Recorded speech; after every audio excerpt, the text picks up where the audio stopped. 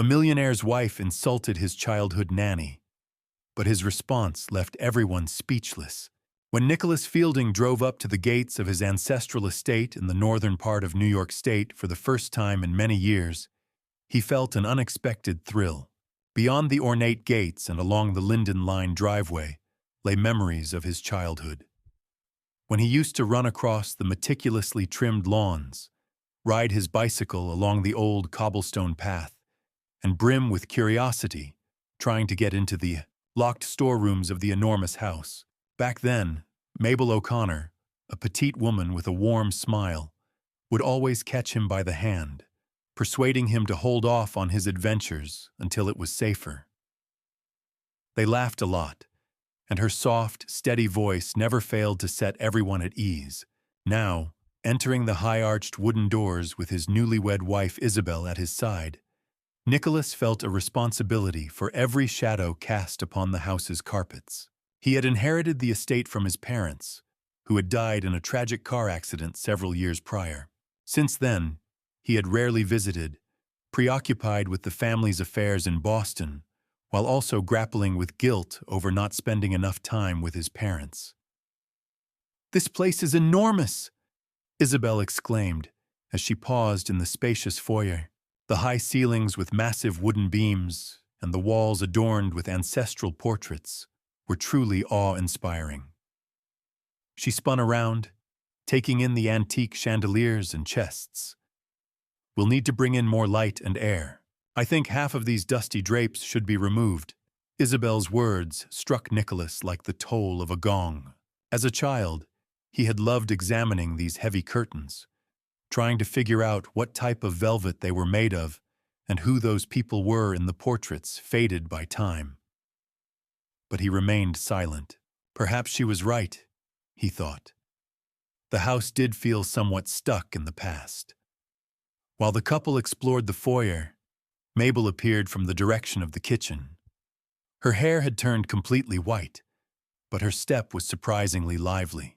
Her eyes, which shone warmly at the sight of little Nicky back home, softened when she noticed him standing next to his wife.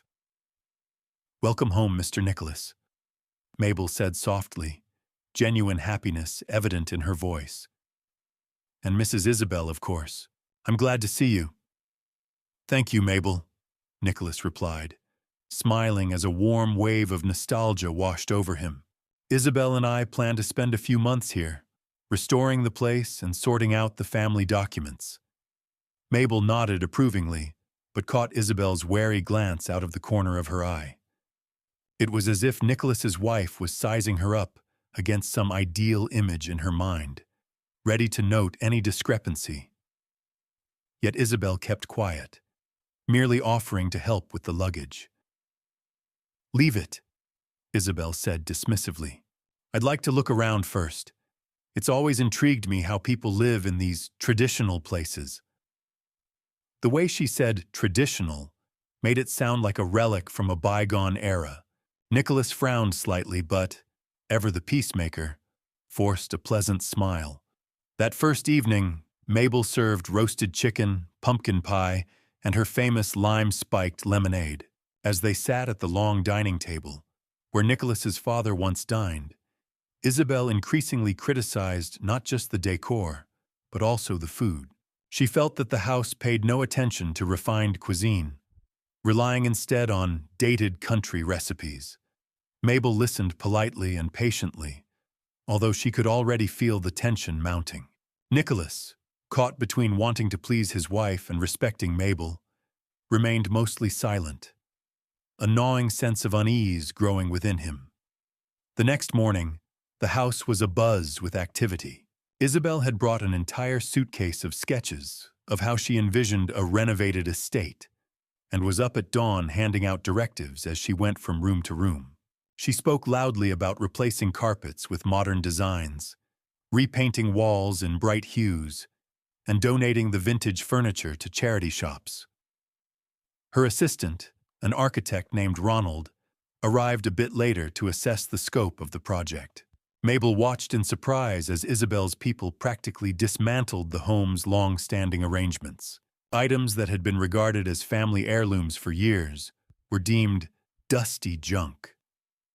Coffee tables, intricately carved cabinets, and chests, still in excellent condition, were shoved aside. Isabel insisted, "Don't throw anything out yet, but we'll definitely be getting rid of most of this later." Mabel felt the sting of knowing that later might come sooner than she wished. Around midday, Isabel was sitting on the porch finishing her morning coffee when Mabel approached, hoping to clarify the lunch menu. She suggested dishes suited for a hot day, a light salad, iced tea, fresh fruit.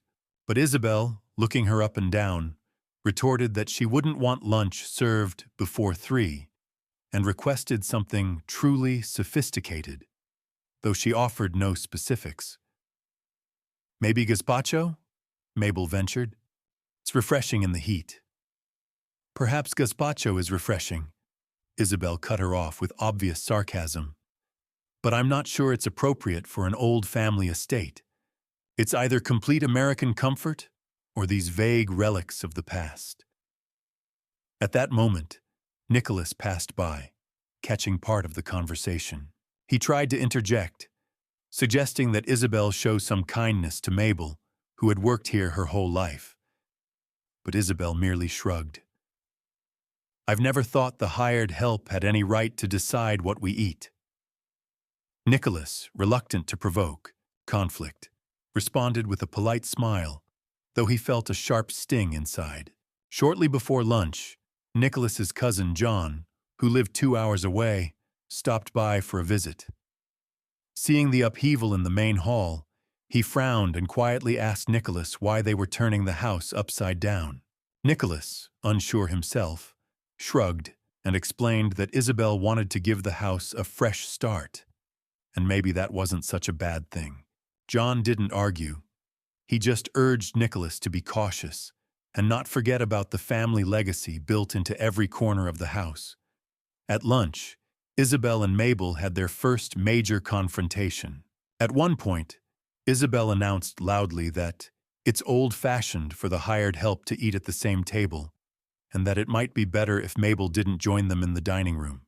Mabel blushed, replying that she had breakfasted and dined with the Fielding family for years, at Nicholas's late mother's own insistence. Isabel laughed and casually remarked, "Well, from now on, things will be different." Sitting nearby, Nicholas's cousin Vivian looked uneasy, but said nothing aloud, her eyes revealing her disapproval. Nicholas, feeling guilty and helpless, turned away, trying to avoid meeting anyone's gaze. Even John, typically reserved, gave him a look of clear reproach. When the meal ended, Mabel, eyes reddened, cleared the table and retreated to the kitchen. Nicholas felt terrible but, once again, chose silence over escalating the situation. As the days wore on, tensions in the house grew. Isabel grew exasperated that Mabel wasn't bending over backward to fulfill her every whim, while Mabel was disheartened to see the traditions she had protected for so many years systematically dismantled. Yet the most painful issue was Nicholas's refusal to take a stand. He went along with Isabel's demands whenever she wanted furniture rearranged, but he would also reassure Mabel that it's no big deal, as if nothing really serious was happening. Deep down, Nicholas knew he was trying to straddle two worlds and was starting to look pathetic in the process. But he dreaded a scandal and the possibility of falling out with his wife. One evening, under the soft glow of antique wall sconces, Nicholas and Isabel hosted a few acquaintances from the neighboring county. A woman named Emily, once a friend of Nicholas's mother, arrived in a vintage convertible, reminiscing fondly about how this estate had once been the social hub of that part of the state. While enjoying cocktails in the parlor, guests discussed the estate's former owners and their traditions. They recalled how Nicholas's father used to host lavish parties, while his mother personally greeted each visitor at the door in her finest attire. Mabel, in these stories, was the estate's unfailing pillar, always busy yet always smiling, armed with her knowledge of countless family tales. Naturally, someone asked Mabel to share another amusing anecdote about young Nicholas. She had barely begun when Isabel accidentally bumped a wine glass, sending its contents spilling onto Mabel's dress and leaving a large, bright stain. It seemed as if the glass had been deliberately knocked over, but in the chaos, no one could say so for certain. "Oh, I'm so sorry," Isabel gasped theatrically. "I'm just so clumsy today." "Mabel, dear, go ahead and clean yourself up." Mabel looked up, her eyes filled with hurt and confusion. She quietly assured everyone she was fine and left the room. A few guests, including Emily, exchanged concerned glances, noting that Isabel tended to show her clumsiness more around Mabel than anyone else. Nicholas quickly stepped up to Isabel, gently gripping her arm, whispering that she was being cruel. Isabel merely waved him off. "Don't be ridiculous. It was just a silly accident." After the guests left, an oppressive silence fell over the house. Nicholas found Mabel in the kitchen, trying to wash the stain out of her dress. She did so carefully and wordlessly. At one point, he wanted to apologize but had no idea how to begin. Mabel turned to him and said, "You need to make a choice, Nicky. I'm not here for money or status. I'm here because this house is my life, and you're the boy I raised and love." Her words cut Nicholas to the core, driving home just how debilitating his indecision had become. But again, he said nothing, unable to break the cycle of fear and obligation to maintain peace. Before long, nearly all of Nicholas's closest relatives gathered at the estate to address family matters, finalizing wills, estate transfers, tax issues. Among them was his uncle Walter Fielding, a man of strict character who believed that in their family, no one disregarded the traditions and respect owed to those who came before. He quickly noticed Isabel's overt hostility toward Mabel and considered it unacceptable. That evening, after dinner, Walter called Nicholas into the library. The shelves here were lined with old, leather-bound volumes, and above them hung a portrait of their great-great-grandfather, who had founded the Fielding clan. Walter spoke bluntly. "I don't know what your wife is thinking, but I can't stand by while she insults the woman who was basically your mother after your parents died. If you don't take control of this situation, you'll lose the respect of the whole family. Most of all, your own self-respect." Nicholas knew Walter was right, but feared confrontation. He loved Isabel, or at least he wanted to believe he did. He wanted her to fit into his family circle, but her behavior made that seem impossible. At the same time, he couldn't stand seeing Mabel in distress. The bond of gratitude and affection he felt toward the woman who had raised him was too strong. A few days later, things spiraled out of control.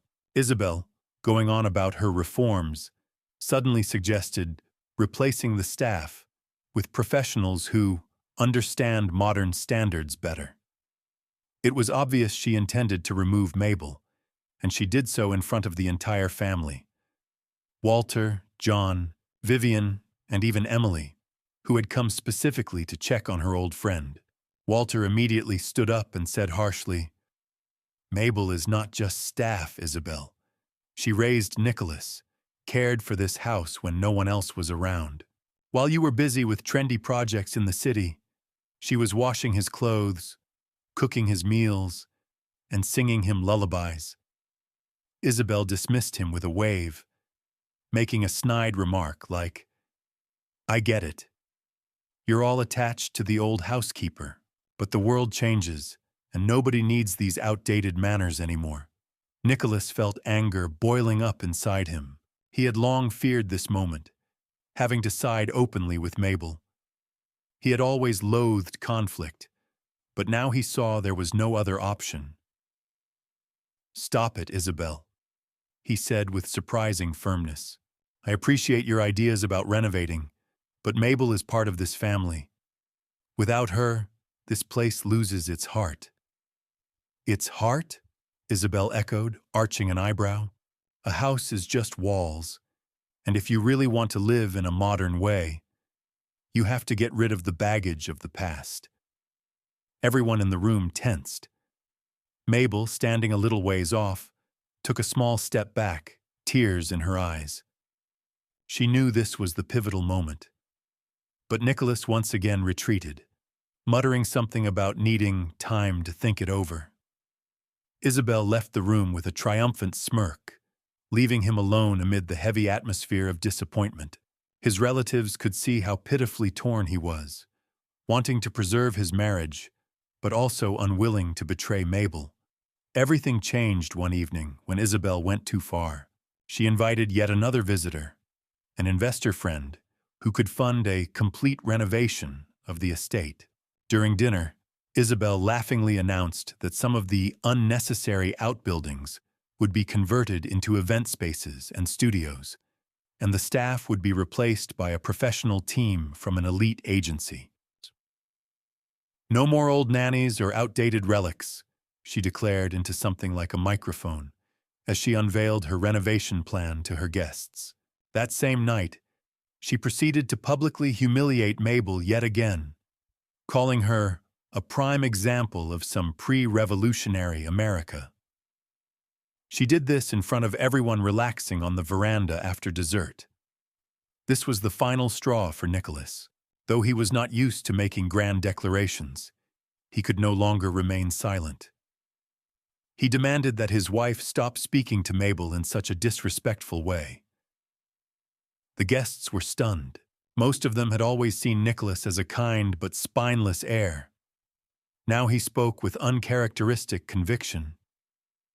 Initially, Isabel tried to dismiss him, sure he would, as usual, fall silent after a minute. But this time, he stood his ground. He announced that if she didn't like living in the same house as Mabel, she should find another place for her modern experiments.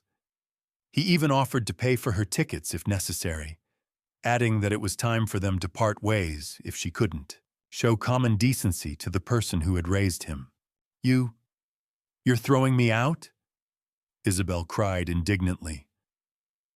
"Yes," Nicholas replied calmly, surprised at how easily the word came to him.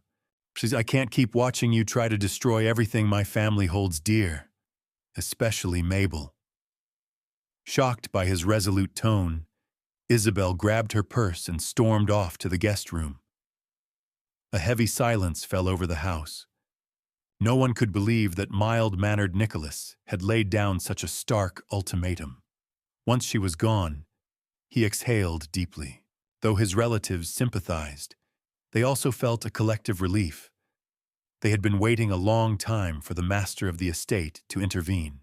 Yet Nicholas's real burden was not just his wife's departure, but the fact that he had let Mabel suffer for so long. Searching through the first-floor rooms, he found her in the library, lightly running her fingertips along the spines of the books that once belonged to his parents. "Mabel," he began quietly, afraid she might refuse to listen. "I'm so sorry. I stayed silent far too long.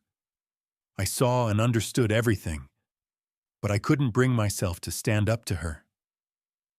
I know you might want to leave, and no one would blame you if you did. But please stay. I can't be here without you. The house is empty without you." She remained silent, head bowed. Nicholas noticed her shoulders trembling, as though regret and hurt were battling inside her. Finally, Mabel looked up, eyes full of heartbreak, yet also glowing with warmth. "I never wanted to be the reason for your family arguments," she said gently. "But you should have stopped her earlier. You've always been afraid of conflict, Nikki, but sometimes you have to face it to protect the people who matter." He nodded, recognizing the harsh truth he hadn't wanted to admit. His own inaction had made everything worse. He should have spoken up sooner, but he hadn't. "I understand, Mabel," Nicholas said. "But if you'll give me a chance to make things right, I want to bring back the warmth you've kept in this house all these years. I can't do it without you." Mabel hesitated, but her heart eventually softened. She still saw him as the same little Nicky she had first met at age 5, the boy who couldn't yet tie his shoes. She knew he wasn't perfect and might never become a decisive leader. But he did have a good heart and genuinely needed her. "All right," she replied quietly, voice trembling. "I'll stay since you're asking. But listen to me. Promise you'll never again let anyone treat me or anyone else in this house that way." Nicholas straightened, managing a slightly more confident smile. He promised that from now on, he would stand up for her dignity and preserve respect for the family's traditions, just as a proper master of the house should. Then he walked over to Mabel and gently embraced her, the way one hugs a dearest friend. Early the next morning, Isabel packed her things and left. She was furious, having never expected Nicholas, so mild-mannered, to speak to her so decisively. For a while she called him, demanding that he sell the estate and split the money. But Nicholas, though pained by her bitterness, knew they saw the world too differently. He realized that divorce was imminent, but he was convinced he had made the right choice. Some relationships cannot be salvaged if they are built on contempt for the people you hold most dear. Gradually, peace returned to the house. Nicholas got to work organizing documents with his relatives, without rushing into modern transformations. He asked for Mabel's advice on which items should be preserved and which could really be updated. Together they worked to restore the estate step by step, blending tradition with sensible changes.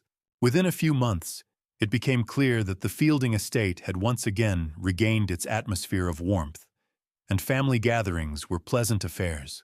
Nicholas finally started making decisions without worrying how Isabel might judge them. He grew to value Mabel's gentle wisdom and recognized her decades of service to his family. Extended family members, John, Vivian, Emily, and even more distant relatives, gradually returned to the house for visits, finding it once again filled with genuine warmth. This time, no one dared insult the woman who had been like a second mother to Nick.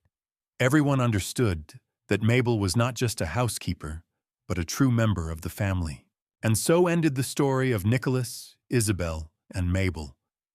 A story in which conflicts and intrigue nearly destroyed the most important human bond of all, the bond of gratitude and love between those who have become true family to one another.